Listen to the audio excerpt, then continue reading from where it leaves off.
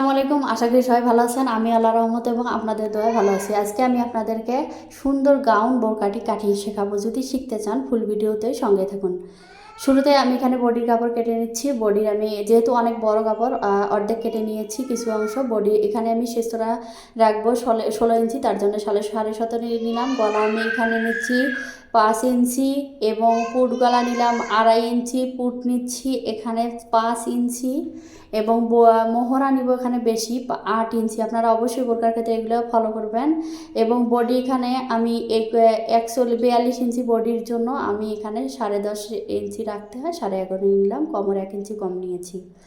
তারপর কাটিং করে নিচ্ছি। আপনারা মনোযোগ সহকারে দেখেন। যারা বুঝতে পারবেন না তারা অবশ্যই কমেন্ট রেখে যাবেন, আর যারা বুঝতে পেরেছেন তারাও কমেন্ট রেখে যাবেন।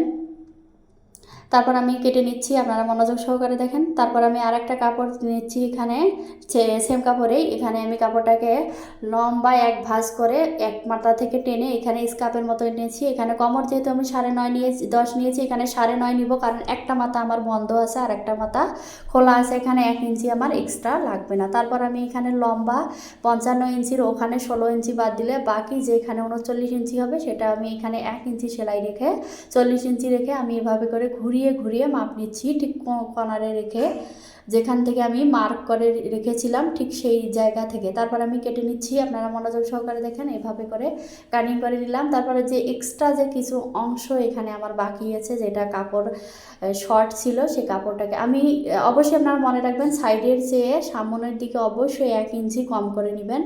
সাইডে আমি 40 নিলেও সামনের দিকে আমি 39 ইঞ্চি নিয়েছি, কারণ এখানে সামনের জায়গাটা ঝুঁকে পড়ে, সেই জিনিসটা অবশ্যই মাথায় রাখবেন। তারপর এক্সট্রা কাপড় আমি নিয়েছি এখানে জয়েন্ট দেওয়ার জন্য। আপনারা মনোযোগ সহকারে দেখেন, বুঝতে পারবেন। এভাবে করে আপনারা দুটা জয়েন্ট নেবেন। তারপর আমি উপরের অংশটা কেটে নিলাম। এই যে কাটিং শেষ। সেলাই ভিডিও করলে বাকিটা বুঝতে পারবেন। এখন চলে যাচ্ছি হাতার দিকে। হাতার কাপড়ে আমি এখানে সাইড থেকে নিয়ে একদম ভাঁজ করে আপনাদের সামনে নিয়ে আসছি। এখানে হাতার লম্বা হবে আমার 21 ইঞ্চি।